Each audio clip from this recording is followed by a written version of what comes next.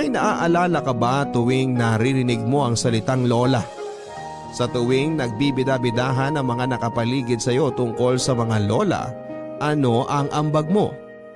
Marahil ay marami sa atin ang nakaranas makabuo ng maraming alaala sa piling ng ating mga lola. May mga iba namang hindi nakamulatang makasama ni minsan ang kanilang mga lola. Saan ka man sa dalawa ay hayaan mong haplusin ang kwento natin ang puso mo bilang isang apo. Ang kwentong ibabahagi sa atin ng ating kabarangay na si Ami ay tungkol sa wagas na pagmamahal ng isang lola sa kanyang apo. Ang ating kwento ngayong araw ay siyang magbabalik sa iyo sa mga panahong kasama mo pa ang lola mo. Ang kwento ni Ami ang tutulong para muling sariwain ang kabataan mo sa piling ng iyong lola. Kung sakali mang hindi mo inabot ang buhay na lola mo, hayaan mong ang kwento ni Ami ang magparamdam sa iyo kung paano nga ba magmahal ng apo ang isang lola. Alamin natin yan sa kwento ng pag-ibig, buhay at pag-asa sa nangungunang Barangay Love Stories. Dear Papa Dudut, alas 4:30 na ng madaling araw. Konting oras na lamang ang hinihintay at magpapakita na naman ang araw. Hawak ko ang baso ko na may kapeng lumalamig na. Hindi ko na yon maubos-ubos dahil hindi ko makayanan ng pait. Sanay ako nagkakape pero nang umagang yon, nadagdagan ng kakaibang pait ang kape ko. Nakatulala ako at nakatingin sa harapan ng kulay gintong kabaong. Nakatulala ako habang minimemorya noon ang bawat detalye sa naninilaw na mukha ng nakahimlay kong Lola Lolita. Sinubukan kong ipikit ang aking mga mata para malaman kung tagumpay ang pag-alala ko sa kanyang mukha kahit madilim na ang aking naaaninag. Sa bawat pagpikit ko noon ay wala akong ibang nakikita kundi ang mukha niya noong ako'y 8 taong gulang pa lamang. Mas lalo akong nasaktan dahil yon ang mukhang hindi ko na kailanman makikita pa. Pinigilan kong wag bumagsak ang mga luha ko. Tinignan ko ang aking kape at nakita ko noon ang refleksyon kong walang kasing lungkot. Mas lalo akong hindi nakahinga ng maayos dahil alam ko sa sarili ko na matagal-tagal bago muling sumaya ang mukhang yon. Umakbang ako ng kaunti pa atras para makalayo sa kabaong. Doon ay nabangga ko ang aking inang si Marlene. Napatingin ako sa kanya at tulad ko ay malungkot din ang kanyang mukha. Iniwas ko ang tingin sa kanya dahil mas lalo lamang akong naiyak. Inawakan nito ang aking balikat at saka pinalapit akong muli sa kabaong ng aking lola.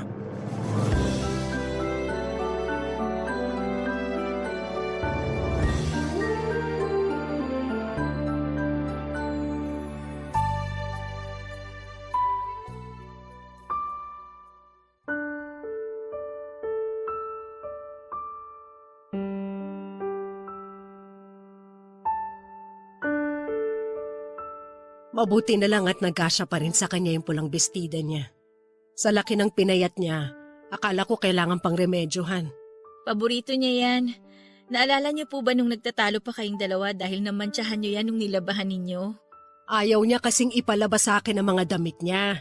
Alam niyang hindi ako pulido magkusot at madalas nagkakahawaan ng kulay ang mga damit niya. Nakwento niya rin sa akin yan. Lagi niyang pinapakita yung laylayan ng pulang bestida niya. Nagkulay pa sa... Galit na galit pa rin siya. Bigay kasi ng lolo mo yan sa kanya nung pinagbuntis niya ako. Pinaglihian daw niya yung pulang bestida na yan nung nakita niya sa bayan.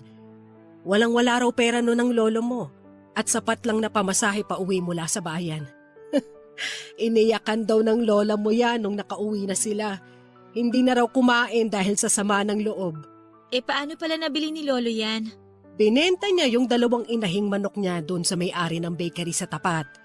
Binalikan ng lolo mo yung bestida sa bayan, tapos bumili pa raw ng okoy at maraming bukayo para sa lola mo. Natuwa naman po ba si lola? Aba oo! Tuwang-tuwa siya na halos ayaw na niyang hubarin ang bestida na yan. Maaaring OA lang ang pagkakakwento ng lolo mo sa akin noon pero sabi niya huhubarin lang ng lola mo ang bestida para labhan. Magtatapis lang daw ang lola mo hanggang matuyo ang bestida tapos tsaka isusuot uli. Ilang buwan niyang ginawa yon? Kulang-kulang 3 buwan din daw. Grabe. Yan din yung suot niya nung una niya akong sinalubong nung inuwi niyo ako rito sa probinsya. Naaalala mo pa pala yun? Ang ganda niya kasi sa pulang bestida na yan. Tapos napansin ko sa kanya tuwing may okasyon, lagi niyang suot yan. Paborito niya talaga yan eh. Binili na niya sa akin yan dati na kapag mamamatay na siya, yan ang ipasuot. Gusto raw niya na yan ang suot niya sa langit. Kapag makikita na sila ni Lolo. Sana nagkita na sila ngayon. At sana gandang-ganda pa rin si Lolo sa kanya. Nung bata ako, tuwing pupunta sila sa barangay night, yan ang suot ng lola mo. Tapos lagi siyang may hawak na gumamela na inaabot ng lolo mo sa kanya bago sila umalis.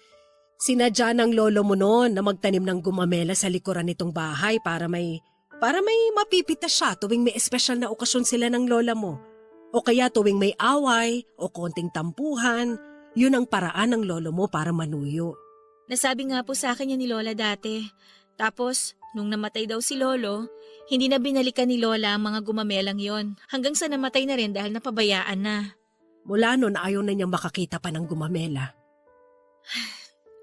Pero sabi niya, kung makakakita man siya ulit ng gumamela, sana kapag magkasama na sila ni Lolo.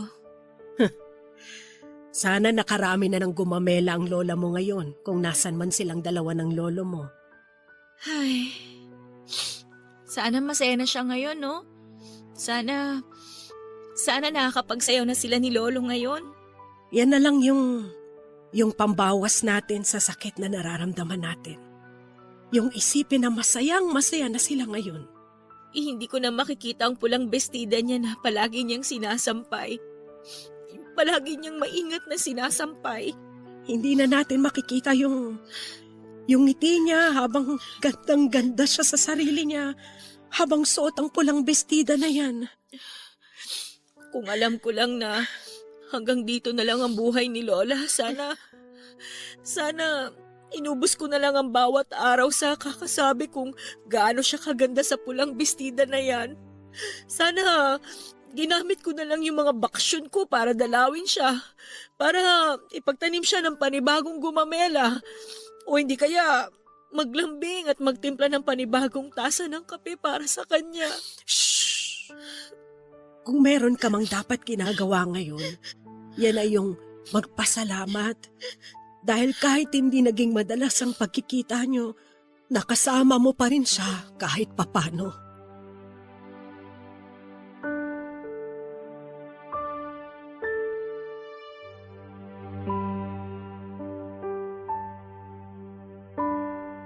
Walong taong gulang ako nang una akong makapunta sa probinsya namin sa Bicol.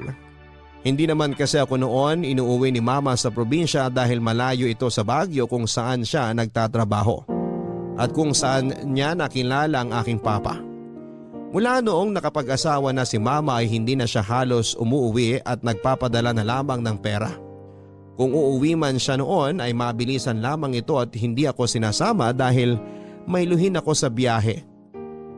Noong natuluyang nagkahiwalay sina mama at papa ay kinailangan kong magbakasyon muna kina lola dahil hindi ko kayang alagaan ni mama, Papa Dudut.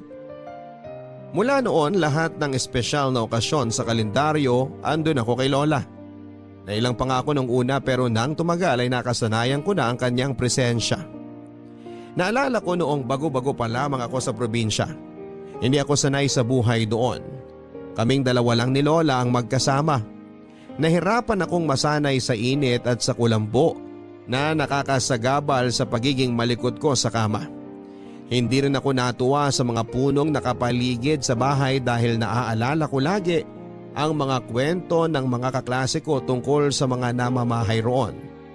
Ilang gabi rin akong hindi nakatulog ng maayos dahil bawat kaluskos mula sa mga puno, iniisip kong may kapre o tikbalang na bababa para hilahin ang mga paa ko. Pagdating naman sa mga pagkain ay hindi ko rin nagustuhan ang mga hinahanda ni Lola noon.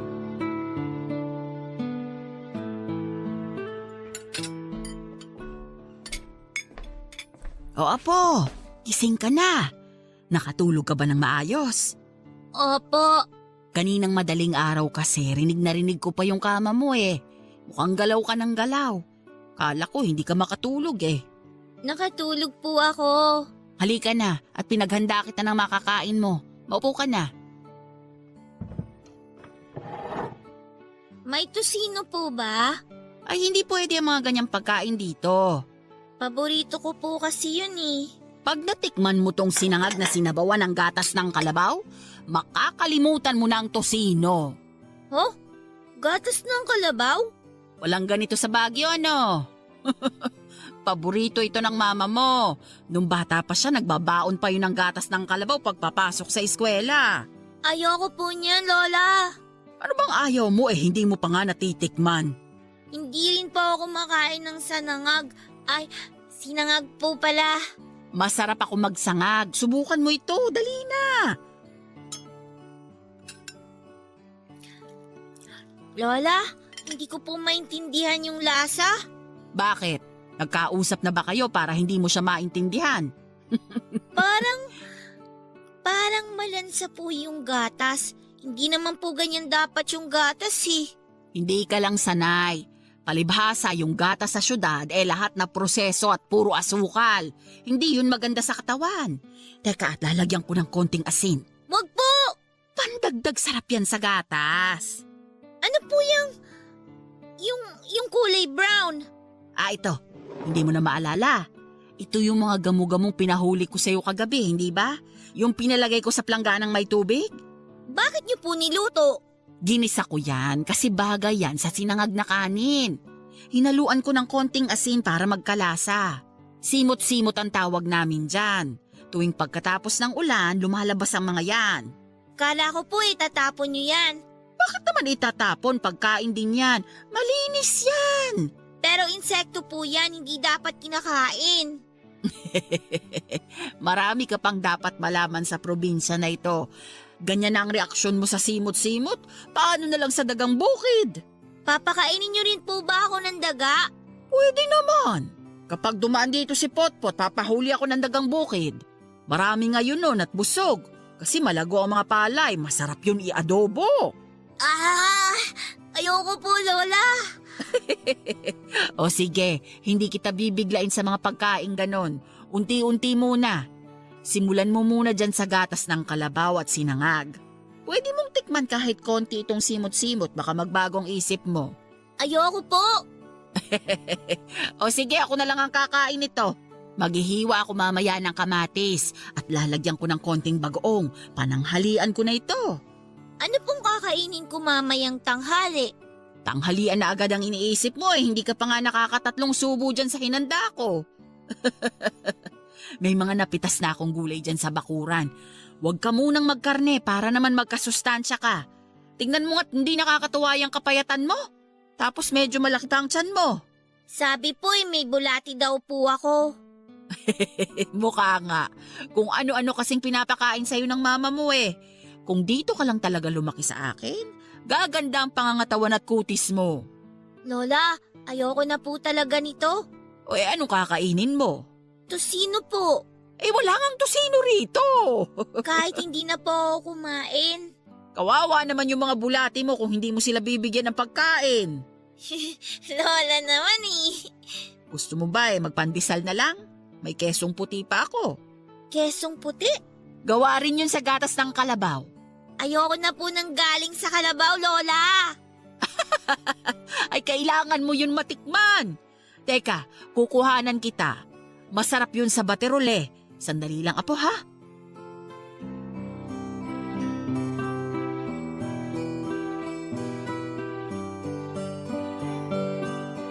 Taliwas sa inaasahan ko ay nasarapan ako sa kesong puting hinanda ni Lola. Noong napainit na nito ang pandesal, nilagyan niya ng kesong puti at kaunting asin sa ibabaw. Sinabayan pa niya ng baterol na mainit. Naubos ko lahat ang hinanda niya at nakita kong naligayahan ng lola ko sa mga nakita niya. Mula noon ay naging komportable na ako kay Lola at sa mga hinahanda nito. Naging komportable na ako sa buhay probinsya at hinahanap-hanap ko yun tuwing babalik ako ng siyudad. Naging routine ko na ang umuwi sa Bicol para dalawin ang lola ko tuwing bakasyon ko. Lagi kong pinipilit noon si mama na pauwiin ako sa Bicol kahit sinasabi nitong pwede naman na hindi na dahil nagdadalaga na ako at hindi na kailangang bantayan pa. Nangihinayang kasi ito noon sa gasto sa pamasahe at nasasayangan siya sa oras ko sa biyahe dahil madalas ay nagbubus lamang ako. Mag-isa lamang akong nagbabiyahe noon kahit 15 anyos pa lamang ako. Binibili na ako ni mama sa driver ng bus na kaibigan niya. Wala akong ibang nilulook forward sa buong taon kundi ang makauwi sa aming probinsya para makasama si Lola. Naging paborito ko siyang tao dahil nararamdaman ko na sincero ang pagmamahal nito sa akin. Madalas niya akong inaabangan noon sa terminal para tulungan ako sa mga dala ko. Konti lang naman ang damit kong dala dahil madalas ay yung mga duster niya ang pinapagamit niya sa akin. Halos hindi kasi nagkakalayo ang katawan at height namin ni Lola, kaya pinapahiram niya ako ng duster. Ang mga madalas na bitbit ko noon ay puro pasalubong sa kanya. Puro strawberries na galing sa inipong kong baon at premyo mula sa mga patimpalak sa school. Bukod pa doon, lagi rin akong may binibili sa kanya noon na bag na galing sa ukay-ukay.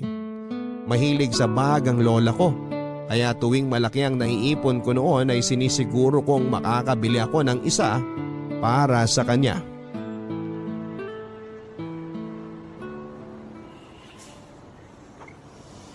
Apo! Lola! Payakap ka ang lola! Abay, parang tumangkad ka! Dahil po yata sa gatas ng kalabaw. Naku, marami pa ako sa bahay natin. Baka umabot ka na sa Kisame bago ka umuwi ng Baguio. Ang Lola talaga? Ay, teka po, bago tayo umuwi ng bahay, gusto kong makita mo tong bag mo. Binilhan mo ako? Eh, wala po kasi akong regalo sa inyo ng birthday niyo eh. Ngayon lang ako nakaipon.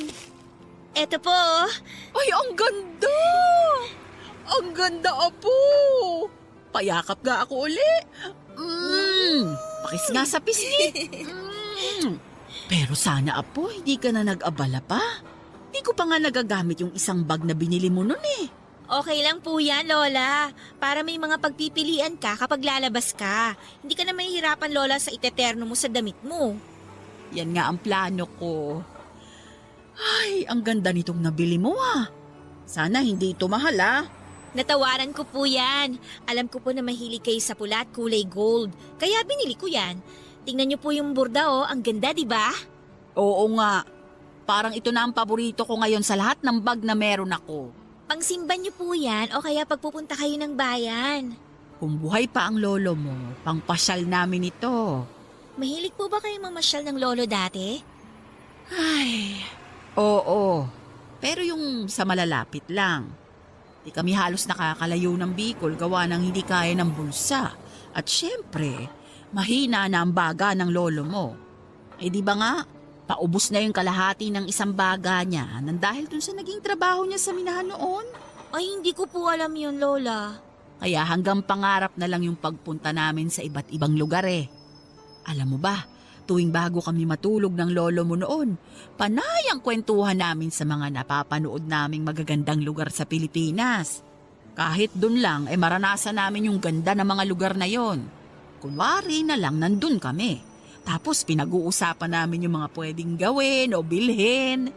Naiinis na nga ang mama mo nun sa amin dahil daldalan kami ng daldalan, hindi siya makatulog. Katabing kwarto lang kasi namin siya eh. Sayang naman. Sana po nakapasyal kayo noon. Kahit po isang beses lang nakalabas kayo ng Bicol, Lola. Ganun siguro talaga. Ay, pangarap ko rin dati ang makapagdala ng magandang bag sa bawat biyahe. Yung paglalagyan ko ng kolorete at yung pamaypay ko na ditiklop, pati tabako at panyo ng lolo mo. Ay, sayang at hanggang bayan ko na lang ito madadala. Hayaan niyo po, Lola. Kapag nagkapera ako, kapag dalagang-dalaga na ako na lang yung kasama mong mamasyal. Talaga, Apo? Opo! Pag-iipunan ko ng maigi yung mga biyahe natin. Hindi kita titipirin sa pagkain, Lola. Basta magdalaga lang ako at magkaroon ng magandang trabaho. Pwede bang isama ang abo ng lolo mo? Pwede po. Bibilan ko kayo ng mas malaking bag para doon natin ilalagay si Lolo. Sana talaga naabutan ka ng lolo mo. Tiyak ako katutuwaan ka niya. Kung naabutan mo lang siyang buhay sana. Sa mga kwento nyo, buhay na buhay pa rin siya sa akin. Dagdagan nyo pa po yung mga kwento nyo tungkol sa kanya para mas makilala ko pa po siya. Oy, sige, pagka-uwi natin ngayon ng bahay, ipapakita ko sa yung ibang litrato na nakalkal ko nung naglilinis ako. Sige, maganda pong pag-usapan yan habang nagmimerienda ng nilagang buto ng langka. At gatas ng kalabaw. Naku, pumara na tayo ng jeep para makauwi na po tayo, Lola. Nagkakilala at nagkaigihan sina lolo at lola sa isang minahan. Natagalan bago sila ikinasal dahil hindi raw boto noon ang magulang ni lola kay lolo. Pinaglaban nila ang pagmamahalan nila hanggang sa isang araw. Wala nang nagawang magulang ni lola. Natagalan din ang pagkakaroon nila noon ng anak at nung nabuo na si mama, wala silang mapagsidlan ng kanilang kasiyahan. Pinalak nilang dagdagan pa ang anak nila pero hindi na kinaya pa ng obaryo ni lola. Kaya naman lahat ng atensyon at pagmamahal ay nasolo ng mama ko. Napakaswerte ni mama kung tutuusin. Buong buo niyang nakuha lahat ng oras ng lolo at lola ko. Nagtrabaho sa bukid si lolo nang maipasara ang minahan. Nagtungo sila sa Bicol ni lola para doon magsimula muli. Naging mahirap ang naging simula nila lalo't tanging trabaho sa minahan lamang ang alam nilang pareho. Hindi kalaunan ay nakasarayan naman nila ang pagbubukid. Si lolo naman ang naging tagahatid ng mga pagkain para sa mga magsasaka doon. Nabuhay sila ng maayos at nakaipon naman kahit papaano. Naitaguyod nila si mama pero hindi nila nagawang pagtapusin pa siya ng pag-aaral. Pinili ni mama na magtungo ng Baguio para doon hanapin ang kapalaran niya. Doon na rin ito nakilala si papa at doon na rin ito nakabuo ng pamilya. Tanging sina lolo at lola na lamang noon ang magkasama sa probinsya. Nangulila man sila noon kay mama, wala naman silang magawa dahil mas gusto ni mama na subukan ng kapalaran sa ibang lugar. Kaya naman ang oras, pagmamahal at atensyon ni na lolo at lola ay ibinabahagi na lamang nila sa isa't isa. Marami silang ibang pinagkakaabalahan. Nagtanim sila ng mga gulay sa bakuran at nag-alaga ng mga manok at pato. Natuto na ring manahi ang lola noon gamit ang makinang panahi na regalo ni lolo na kalaunay ginawa niyang negosyo. Inaral ng lola ko ang gumawa ng mga kurtina at napadali yon dahil maganda ang makinang nabili ni lolo. Sinabi ni lola na regalo yon ng lola noong anibersaryo nila. Hindi raw nakakaligtaan ni lolo ang magregalo tuwing may espesyal na okasyon. Kaya naman noong namatay ang lolo, malaking pagbabago sa kanya ang hindi makatanggap ng regalo. Kaya noong nalaman ko yon, sinikap kong mag-ipon mula sa mga baon ko para maregaluhan siya kahit maliit at murang gamit lamang. Marami pang naging kwento noon si lola tungkol sa pagmamahalan nila ni lolo. Lahat ay tumatak sa akin at nangarap ako na sana balang araw ganito ang maging love story ko. Kahit matagal nang wala ang lolo ko ay nararamdaman ko pa rin ang matinding pangungulila ng lola ko sa kanya na parabang kahapon lamang na ilibing ang lolo. Lagi itong naluluha noon kapag nababanggit siya tungkol sa masasayang alaala nila ni lolo. Naisip ko nga pwede ka palang masaktan ng masasaya at masasarap na alaala. Papadudot maraming gabi kong narinig ang lola ko na umiiyak mag-isa. Pigil man yun noon pero naririnig ko pa rin dahil manipis lamang ang dingding na pagitan ng mga kwarto namin. Madalas ay pinupuntahan ko siya noon kapag umiiyak siya.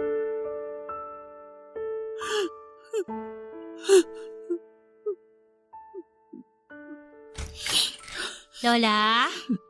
Oh, bakit? Nakakagulat ka naman. Hindi ka ba makatulog? Kayo nga po tong hindi makatulog Naririnig ko po kayo sa kabilang kwarto. Tabihan kita, Lola. Naalala niyo na naman po ba ang lolo? Napanaginipan ko kasi siya. Kumakain daw kami ng ginatan dyan sa bakuran. Paborito niya yun eh. Parang ngayon nyo lang po ulit na panaginipan ng lolo ah. Kasi anibersaryo namin ngayon. Tuwing anibersaryo at Pasko, madalas ko siyang napapanaginipan. Ito kasi yung mga paborito naming okasyong dalawa. Lalo na ang anibersaryo namin. Ano po bang nangyari sa panaginip nyo, Lola? Nagluto raw ako ng ginatan.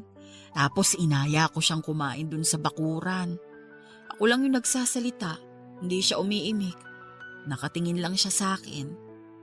At nakita ko sa mga mata niya na magkahalo yung lungkot at saya niya. Niyakap niya ako nung sinabi ko sa kanya na gusto ko na lang sumama sa kanya. Yung yakap niya parang sinasabi niya na wag muna. Lola, huwag kang sasama sa kanya ah. Ako naman tong iyak gabi-gabi kapag ginawa niyo yun. Matagal ko nang gustong sumama sa kanya pero parang ayaw naman niya akong kunin. Nahinto lang yung kagustuhan kong bawian ng buhay nung dito ka na namamalagi. May dahilan na ako eh. May dahilan na ako para gumising. Ano po bang gusto niyong gawin ngayong anniversary niyo ni Lolo? Gusto ko sanang pumunta dun sa bukid. Doon kasi kami madalas nagme-merienda tuwing anibersaryo namin. Sige, pagkagising natin mamaya, dun tayo pupunta. Gagawa tayo ng merienda at magbabaon ng pwedeng inumin. Gusto ko ng kapeng walang asukal o gatas. Yun kasi ang paborito ng lolo mo noong nabubuhay pa siya. Gagawin natin lahat yan mamaya pagkagising natin. Kaya para may lakas po tayo mamaya, matulog na po tayo, ha? Di ko nga alam kung makakatulog pa ako nito eh. Pilitin niyo po, Lola. 2:00 pa lang po ng madaling araw oh. Mahaba pang hihintayin natin bago magliwanag. Baka maiyak lang ako ulit kapag sinubukan kong ipikit ang mga mata ko. Gusto niyo po ba dito na lang muna ako matulog sa tabi niyo?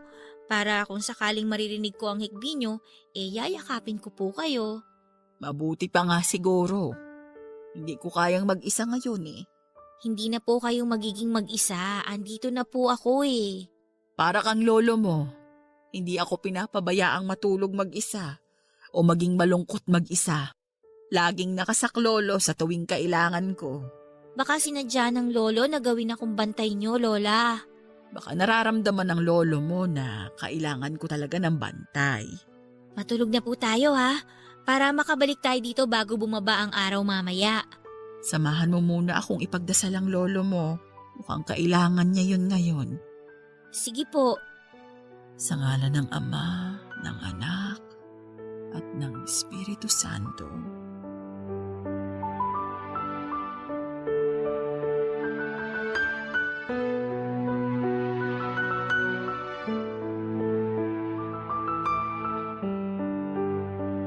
Mula noon tuwing naririnig at nararamdaman kong malungkot ang lola, tumatabi na ako sa kanya.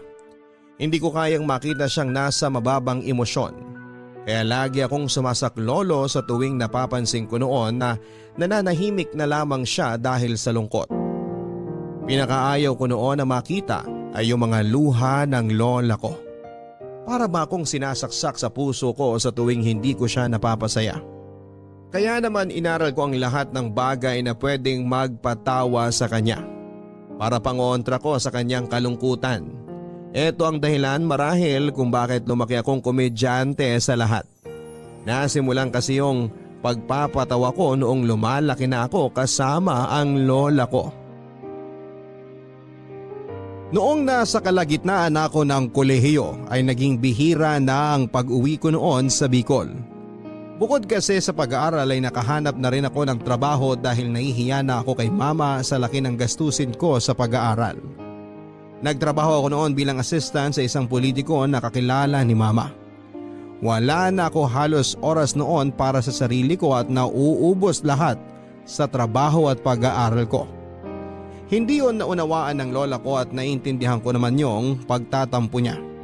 Yung bihirang pagdalaw ko kasi noon ay umabot sa puntong hindi na ako talaga nakakauwi kahit na Pasko. Pinilit ko namang ipaliwanag sa kanya ang kalagayan ko at natuwa ako na tinanggap niya yon. Yun nga lang ay madalas pa rin po itong nagpapakita ng hinanakit lalo't hindi ako nakakasagot sa mga sulat niya. Paano ba naman kasi Papa Dudut tamad ako magsulat at magpunta sa post office para ipadala ang sagot sa mga liham niya sa akin? Wala kasing cellphone noon ng lola dahil hindi rin naman ito kayang basahin ang maliliit na letra sa cellphone. Hanggang isang araw ay nagulat na lamang ako nang may tumatawag na unknown number sa aking cellphone.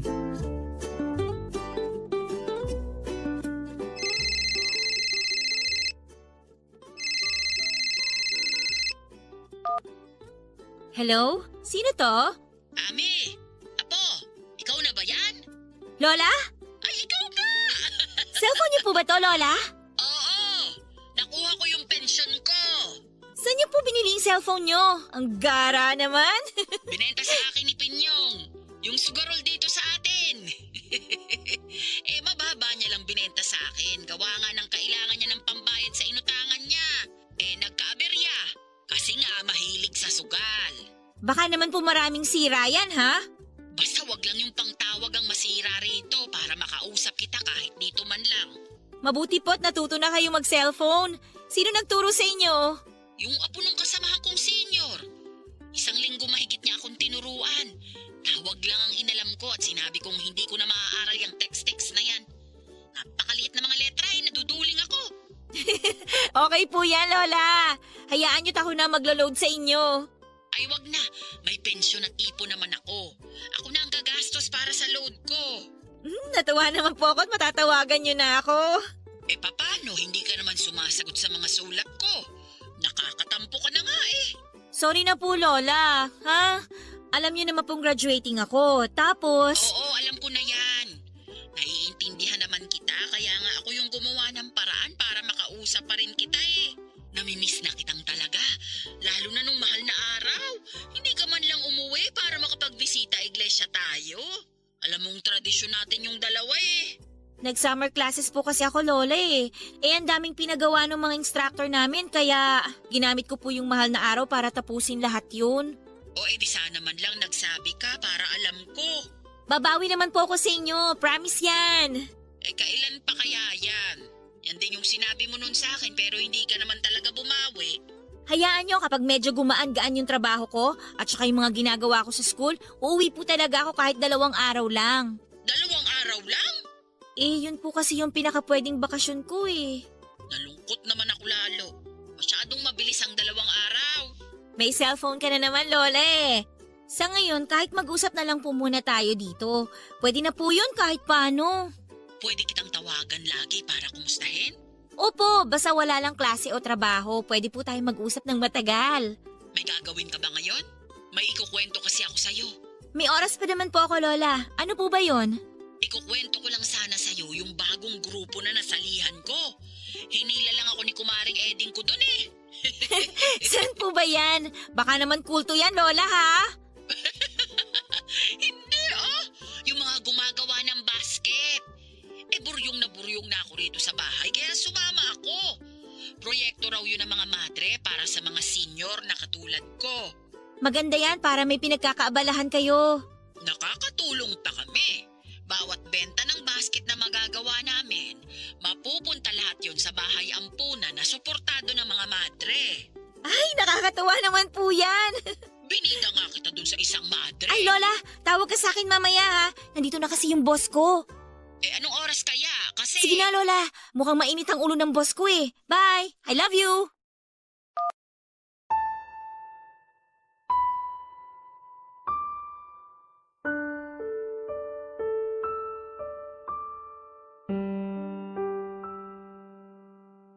Nakailang tawag sa akin noon si Lola pero hindi ko nagawang sagutin dahil ipinagbabawal ng boss ko ang gumamit ng cellphone habang nasa trabaho. Nang nakauwi na ako saka ko nakita ang missed calls niya pati ang mga text nito na mali-mali pa. Sinubukan niyang mag-text dahil nahihirapan siya noon at doon ay nakaramdam ako ng kirot sa puso ko. Bago ako matulog noon ay tinawagan ko siya na agad naman itong sinagot. Nahalata kong nagising lamang ito dahil sa pagtawag ko. Ramdam ko noon na inaantok pa ito pero gusto niya akong makausap at makakwentuhan. Pinatuloy ko ang nauudlot nitong kwento tungkol sa pagbibida niya sa akin doon sa madre. Narinig kong muli ang pagsigla ng boses niya habang nagkikwento ito sa akin. Lumipas ang ilang buwan at nagpatuloy ako sa pagiging busy sa buhay ko. Hindi ko na malayan, napapalapit na ang Pasko at pinangako ko sa lola ko na uuwi ako. Pero mukhang mababali ko na naman yon at nangyari nga noong sumapit ang Kapaskuhan. Naalala ko kung paano umiyak noon ang lola ko sa akin dahil inaasahan nito na makakasama niya ako sa Pasko. Nagpaliwanag ako at sinabi kong uuwi ako sa kanya sa ibang araw dahil hindi na rin ako nakapagpareserba ng biyahe sa bus. Tinanggap na lang niya ang paghingi ko ng tawad at umasa ito. Natutupad ako sa pangako kong uuwi ako sa kanya. Pagkalipas ng ilang buwan matapos ang Pasko ay tinupad ko naman ang pangako kong pag-uwi. Walang kahit na anong okasyon noon at bigla na lang akong umuwi ng walang pasabi sa aking lola. Nagulat nga ito nang makita ko at niyakap ako nito at saka inakay patungo sa mesa para ipaghanda ako ng makakain. Inaasahan kong gatas ng kalabaw ang ihahain ito sa akin tulad ng mga naunang dalaw ko sa kanya. Pero nag-iba na ang inabot nito ng araw na yon. Kape. Kape ang inihain niya sa akin.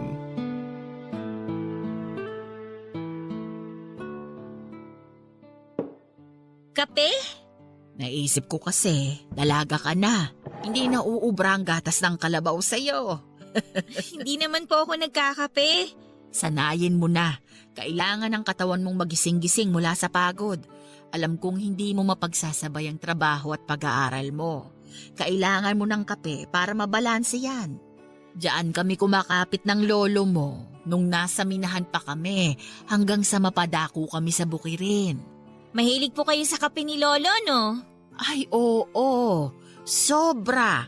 Pagkagising sa umaga, kape agad ang hinahanap ng lolo mo. Bandang hapon na yung susunod naming kape.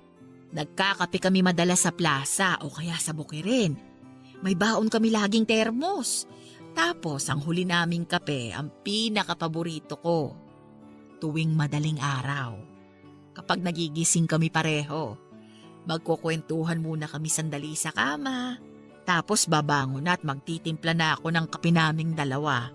Itutuloy namin ang kwentuhan. Dito, sa mesa na ito. Diyan siya sa pwesto mo madalas. Hindi kami titigil sa kakakwentuhan hanggang sa lumamig ng mga kape namin. Ang saya niyo talaga siguro noon, Lola, no? Ang sarap yung may kakwentuhan ka kahit anong oras mo gusto. Oo. Kasi hindi lang asawa ang turing ko sa lolo mo, kung hindi matalik na kaibigan. Kaya ikaw, kung hahanap ka ng magiging nobyo mo, siguraduhin mo lang na hindi lang sa lambingan yun magaling, kundi maging kaibigan mo rin. Yun po ba ang sikreto ng relasyon niyo? Para sa akin, oo. Kasi yung kilig naman, nawawala yan kapag tumagal. Ang hindi dapat mawala, yung pagkakaibigan ninyo. Mahalaga yon para hindi kayo manawa sa isa't isa. Pero bakit may mga tao na kinakaibigan mo na, binibigay mo na lahat, iiwan ka pa rin? Kasi hindi kayo uubra para sa isa't isa. May darating pa. Paano kung ayokong may dumating pa na iba? Paano kung gusto ko pa rin yung umalis na? Hindi darating sa'yo ang tamang tao kung hindi mo papakawalan yung mali para sa'yo.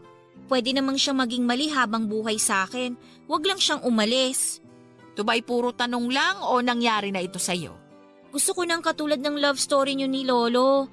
Hindi ko naabutan yun pero base sa mga kwento ninyo, alam kong yan ang kailangan ko. Apo, ito ang love story namin. Hindi naman pwedeng parehas na parehas tayo. Guguhit ka mismo ng sarili mo at makukontento ka ron. Kasi yun ang pinili mo. Naiintindihan mo ba? Pero gusto ko yung gaya-gaya nung sa inyo kasi sigurado na matibay yan. Yan po yung kailangan ko. Kung sino man niyang nang iwan sa'yo, gusto ko siyang pasalamatan. Kasi sigurado ako, mula nung iniwan ka na niya, alam mo na kung ano yung talagang kailangan mo at hindi siya yon. Sino po? Hindi ko alam kung sino siya, Pero ang alam ko lang, nakaisang hakbang ka na papunta sa kanya. Huwag ka sanang mapagod humakbang pa para mas mapalapit sa kanya. Ilang hakbang pa po kaya ang kailangan ko, Lola? Naiinip ka na ba? Kasi gusto ko na makasama siya kung sino man siya. Para mas mahaba yung oras na magkasama kami. Para masulit ko. Kasi alam ko balang araw, may isa sa amin ang mauunang bawian ng buhay. Parang si Lolo. Bakit kasi yung dulo na agad ang iniisip mo? Kasi yung dulo yung totoo eh. Kung ganyan ka lagi mag-isip, mas lalo kang matatakot humakbang para makilala yung para sa'yo. Lola, may tanong lang ako. Ano yon? Bakit hindi na kayo nag-asawa ulit nung mamatay si Lolo? Bata pa naman kayo noon, sigurado ako. Marami pang sumubok na manligaw sa inyo. O kaya, syempre, nakaramdam kayo ng lungkot. Alam niyo na, kailangan niyo rin ng kasama. Bakit pa ako maghahanap ng iba? Nakuha ko na yung the best para sa akin. Hintayin na lang ako ng lolo mo. Magkakasama rin kami balang araw. Huwag nga po kayo magsalita ng ganyan. Hindi pa kayo pwedeng umalis. Hindi ko naman sinasabi ngayon na ako kunin. Malawak lang ang isipan ko at alam kong balang araw, mahahawakan ko ulit ang kamay ng lolo mo. Hindi po ba nagbago kahit konti yung naramdaman niyo kay Lolo? Kahit ngayon na hindi niyo na siya nakakasama? Hindi. Ang pag-ibig kapag totoo, nasaan man ang katipan mo, hindi yun magbabago. Di mata ang pinapairal sa pag-ibig. Kung hindi puso, di ko man siya nakakasama o nakikita. Sa puso ko andito lang siya. Ang pait naman po nito, Lola. Dahan-dahan kasi sa pag-inom. Alam mong hindi ka pa sanay sa pait ng kape eh. Kailangan ko nang masanay para kapag nakilala ko na yung forever ko, maaaya ko na siyang magkape. Sige, tutulungan kitang masanay sa kape. Tuwing pupunta ka rito, hahainan kita ng kape. Dadagdagan ko lagi ang pait para makasanayan na ng dilaham mo. Basta dadalaw ka ulit, apo, ha?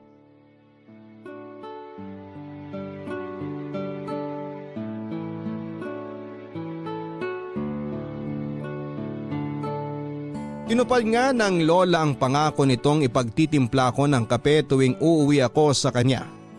Sinubukan ko sa abot ng aking makakaya na umuwi kahit gipit ako sa oras dahil sa trabaho at pag-aaral. Inisantabi ko muna ang love life dahil nai-inspire ako sa sinasabi ng lola ko na kahit na hindi ko hanapin ang pag-ibig, husay ang darating kapag handa na akong saluhin ito. Humingi rin ako sa aking lola ng picture nilang dalawa ni lolo. Nilagay ko yon sa wallet ko para sa tuwing pinanghihinaan ako ng loob sa pagdating ng the one para sa akin ay kailangan ko lang tignan ang larawan nila at gagaan na muli ang lahat.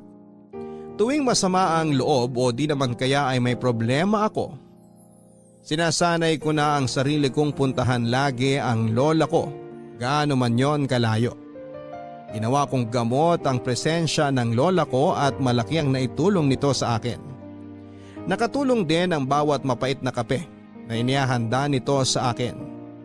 Sinabi nga niya kung nakayanan ko ang pait ng kape ay makakayanan ko rin ang ibang pait ng buhay.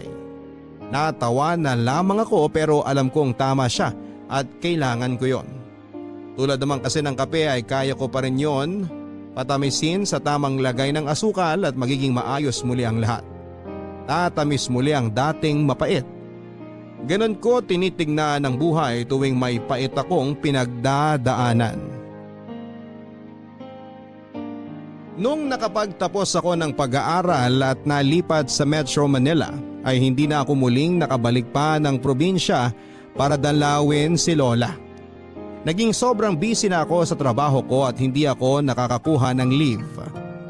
Nangarap kasi ako noon ng promotion sa work kaya nagpakitang gilas ako. Aware kasi ako noon na matindi ang kompetisyon sa trabaho at kapag nagpabaya ako ay makukuha sa akin ang pangarap kong posisyon. Nagpaka-busy ako sa trabaho na para bang dito lang umiikot ang mundo ko. Tila nakalimutan ko na noon ang lola ko. Hindi ko na nasasagot ang mga tawag niya dati sa akin at hindi na rin ako tumatawag sa kanya pabalik dahil madalas ay nakakalimutan ko yon. Hindi pa rin naman ako nakakalimutang kumustahin ang lola kahit gano'n na ang nangyayari noon. Nagpapadala ito ng mga sulat noong napansin niyang hindi na umuubra ang tawag ko sa kanya. Marami siyang naikwento sa akin sa mga nangyayari sa kanya sa probinsya. Nilakipan pa nga niya yon ng mga larawan niya mula sa kanyang lumang kamera. Naawa nga ako dahil kailangan pa nitong magpa-develop sa bayan ng mag-isa para namang may mapadalang larawan sa akin. Nung minsang tinawagan ko siya at sinabing hindi na niya kailangan magpadala pa ng mga litrato pero sinabi niya na ito raw ang paraan niya para isali pa rin ako sa araw-araw. Nakonsensya ako dahil nakagagawa pa rin ito ng paraan para ma-involve ako sa buhay niya. Ngayong hindi ko yon magawa para sa kanya. Nakagalitan na nga rin ako ni Mama dahil nabalitaan ito na hindi ako nagpaparamdam gaano kay Lola. Nagsabi ito na matanda na ang lola at anumang oras ay pwede na siyang sumama sa aking lolo. Doon ako nakaramdam ng guilt. Hindi ko napansin na sa paghahabol ko sa oras at promosyon ay napag-iwanan na ang lola ko at anumang oras ay pwedeng sunduin na siya ng Diyos. At dahil doon ay nagpa siya akong kumuha ng 1 linggong leave sa trabaho para dalawin si lola. Hindi nito alam ang pag-uwi ko dahil bala ko siya noon na sorpresahin. Nangyari naman ang plano ko. Noong nakita niya ako ay nanlaki ang mga mata niya at niyakap ako na para bang ilang dekada kaming hindi nagkita.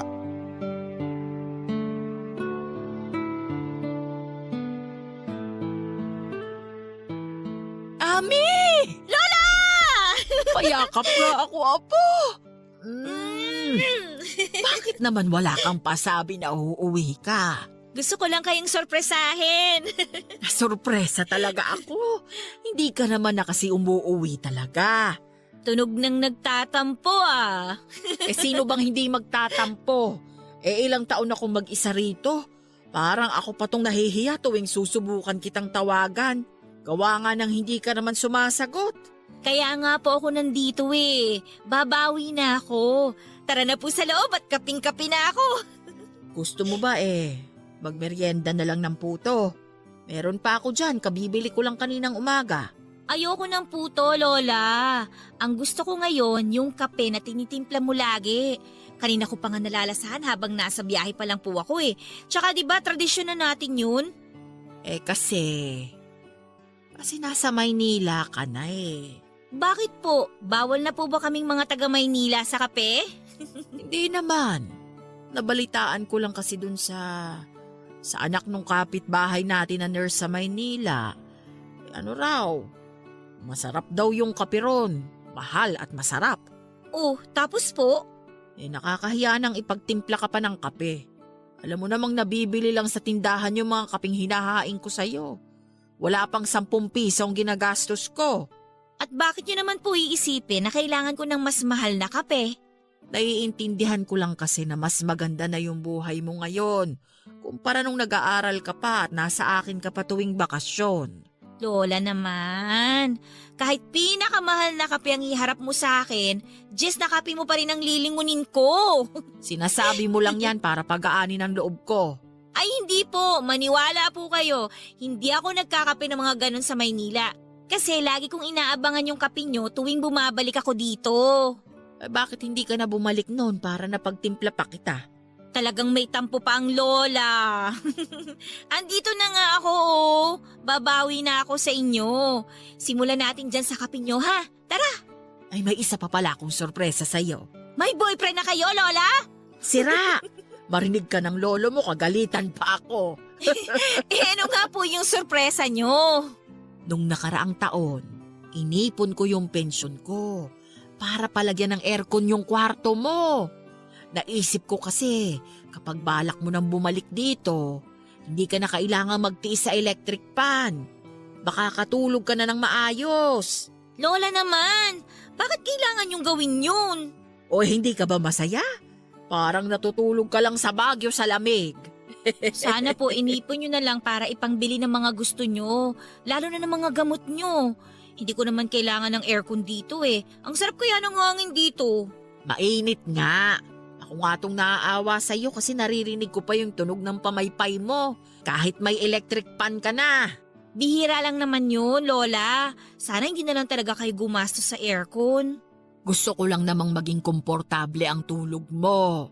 Komportable naman po ako basta katabi ko kayo, di ba? Ang laki-laki mo na. Di na tayo kasya sa kama ko. Ay, pinitin natin!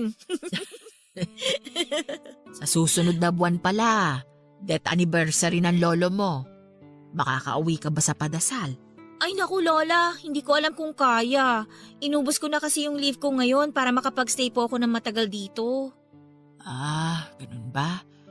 O sige, sabihan mo na lang ang mama mo para kung sakaling gusto niyang sumama magpadasal. Ano pa po ba yung mga kailangan niyo sa padasal? Doon na lang po ako babawi sa inyo. Napanaginipan ko pala nung isang gabi. Humihingi ng baboy ang lolo mo. Tapos, may 2 babae at 1 bata na nasa kusina natin. At may inaalok na baboy. Pumayag ako. Hala, ano kayang ibig sabihin ng panaginip na yun? Baka nga talagang gusto ng lolo mo na magkatay ng baboy. Naalala ko nga sabi pa niya, yung malaking baboy daw sana. Hala, parang di naman ata praktikal na kumuha ng malaking baboy kasi wala naman kayong magiging bisita nun, di ba? Yung mga byuda lang na magpapasimula ng padasal. 4 sila, at saka siguro isasama nila yung mga anak nila. Paano kaya kung bumili na lang po tayo ng naluto na baboy? Kahit ilang po tayo pa ng baboy yan para lang po praktikal. Gusto ko kasi yung buong baboy na dito kakatayin sa bahay. Yun kasi ang bili ng lolo mo sa panaginip Panaginip lang naman yun, Lola. Maiintindihan naman siguro ni Lolo kung sakaling wala yung hiling niya. Ngayon ko lang napanaginipan ng lolo mo na humihiling Pakiramdam ko kailangan ko yung sundin. Uy, di sige po kung sa tingin niyo talagang kailangan. Ako na po yung bahala dyan. Basta kahit anong mangyari magbababoy tayo sa death anniversary ng lolo mo.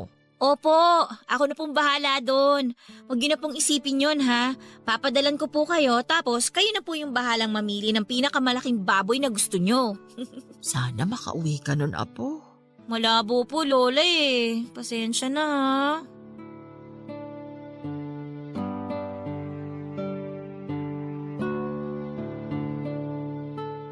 Naaalala ko pa kung gaano kalungkot ang mukha ni Lola noong sinabi kong hindi ako makakadalo sa padasal para sa death anniversary ng lolo. Dati naman kasi ay hindi na ako nakakadalo at hindi naman siya nalungkot. Naisip ko lang kasi noon na baka masyado nitong dinibdib yung napanaginipan niya kaya pakiramdam niya ay kailangan niyang gawing extra special ang death anniversary ni lolo. Hindi naman ito gawain noon na kumuha pa ng magdarasal. Siya na nga lang ang gumagawa noong mag-isa. Sapat na sa kanya noon na magsimba sa umaga sa death anniversary ni lolo. Tapos sa bandang hapon ay magdarasal ito sa altar at sasabayan niya noon ng atang na kaning malagkit na may kalahating itlog sa ibabaw. Yon ang unang beses na gusto niyang magkatay ng baboy para sa death anniversary ni lolo. Para maibsan noon ang lungkot ni Lola ay minabuti kong ibuhos lahat ng atensyon ko sa kanya. Ginawa namin lahat ng mga nakasanayan naming gawing dalawa. Nagtabi kaming matulog noon at nagkwekwentuhan pa kami hanggang sa abuting kami ng madaling araw. Dahil hindi kami dinadalaw ng antok noon ay magkakape na lamang kami at itutuloy ang kwentuhan. Para bang binuhay ko muli ang mga nakasanayan nilang ginagawa ni Lolo noong nabubuhay pa ito. Tuwing hapon naman noon ay nasa bukid kami at umiinom ng baterol at kumakain ng hopya. Bago ako umuwi noon sa Metro Manila ay pumunta kami sa isang mall para ibili ko siya ng brand new na bag.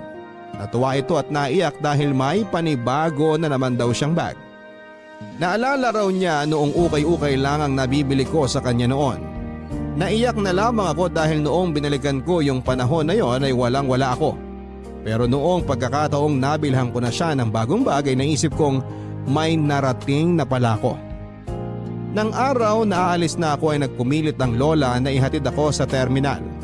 Dati naman ay hindi niya yon ginagawa dahil nalulungkot lang daw siya. Pero noong time na yon ay nag-iba. Noong dumating ang bus ay niyakap ako nito ng mahigpit at sinabing dumalaw lang ako kapag may oras ako.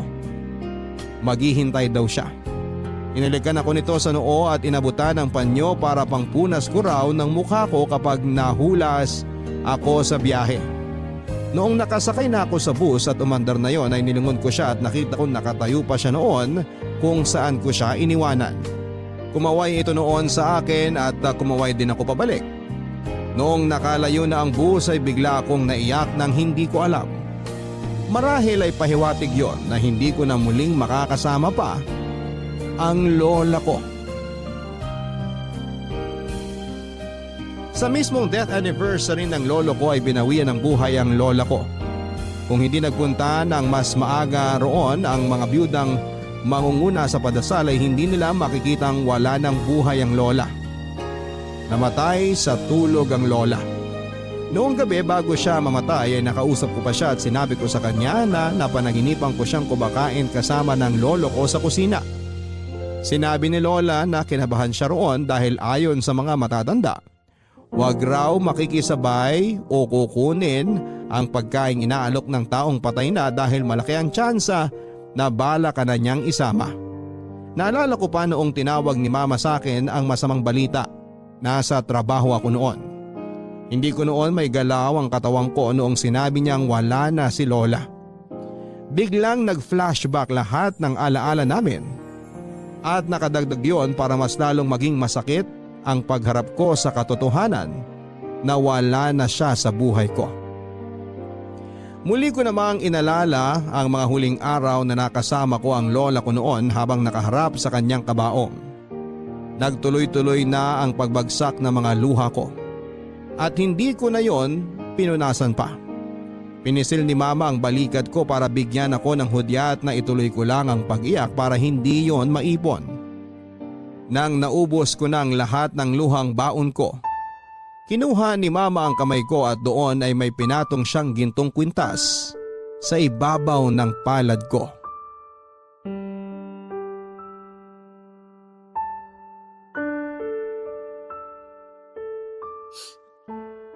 Oh, ano po to? Kwintas yan ng lola mo. Isasama po ba natin sa libing sa Sabado? Hindi. Sa'yo na yan. Dati pang sa'yo dapat napunta yan. Sa akin? Teka, hindi ko po kayo maintindihan. Nagsabi ako sa kanya nung nasa kolehiyo ka na baka hindi na kita mapatuloy na mapag-aral dahil natanggal ako sa trabaho noon. Ha? Natanggal kayo sa trabaho? Bakit hindi ko alam yun? Nag-usap kami ng lola mo na huwag ipaalam sa'yo para hindi makasira sa pag-aaral mo. Saan po kayo nakakuha ng pera pang tusto sa atin? Galing sa pensyon ng lola mo. Nagpapadala siya sa akin para may panggastos tayo hanggang sa makahanap ako ng bagong trabaho. Itong kwintas na to. Nung time na sinabi ko sa kanya na kulang ako sa pang-tuition mo, pinapabenta niya yung kwintas na yan para pangdagdag. Malaking halaga sana ang mapagbebentahan yan. Mahalaga yan sa kanya eh. Yan ang unang regalo ni tatay kay nanay nung kasal nila. Bakit hindi nyo binenta? Munti ka na. May kolektor ng balak bilhin yan pero umatras ako. Pakiramdam ko pinagnanakawan ko ng ala-alang lolo't lola mo. Mabuti na nga lang at nakakuha ka kaagad ng part-time na trabaho nun. Kaya laking luwag sa dibdib ko na hindi ko na kailangang ibenta pa yan. Alam ba ng lola na hindi nyo to binenta? Hindi. Kasi alam ko magpupumilit lang siyang ibenta ko para may pandagdag kang pera sa pag-aaral mo. Mahal na mahal ka ng lola mo. Sana alam mo yon. Hindi ko man lang natumbasan lahat ng pagmamahal niya. Hindi mo naman kailangang tumbasan yun. Kailangan mo lang tanggapin. Kung may babalik ko lang po yung mga oras na tumatawag siya. Walang alinlangan sasagutin ko yun. Kasi ngayon kahit panay ang titig ko sa cellphone ko, wala na yung mga tawag niya. Wala na akong aasahang tawag pa mula sa kanya. Hindi na tayo makakatanggap pa ng mga sulat at litrato na galing sa kanya. Yung mga litrato niya habang kumakain. O kaya kapag may nakita siyang bagay na gusto niyang ipakita sa atin. Yung pipicturan pa niya at ipapadevelop para lang makapag-share siya sa atin ng nangyari sa buong araw niya. Pero tayo, tinake for granted natin lahat kasi akala natin hindi siya mawawala. Hindi siya madadagdagan ng edad. Tsaka hindi siya kukunin basta-basta. Nakalimutan natin na limitado na ang oras niya. Masyado tayong naghahabol sa ibang bagay na hindi man lang natin nagawang habulin yung oras natin na kasama siya. Ayoko na pong makaramdam nitong pagsisisi. Sakit-sakit po kasi sa loob eh. Kaya nga iniisip ko na lang, ayos na rin siguro to para makapagpahinga na siya. Para hindi na siya laging nag-iisa. Para makasama na niya ang lolo mo at Ton kung nasan man silang dalawa, magkakakwentuhan ulit sila. Yan na nga lang din, Ma, yung pampalubag loob ko ngayon. Matagal na niyang kinukwento sa akin dati na gusto na niya makasama ulit ang lolo. At sigurado ko, magkayakap na sila. Nagpapalitan ng mga kwento. Habang suot ni Lola ang pulang bestida niya. At habang inaalayan siya ni tatay ng gumamela. Sana masaya na sila ngayon pareho. Sana masaya na sila.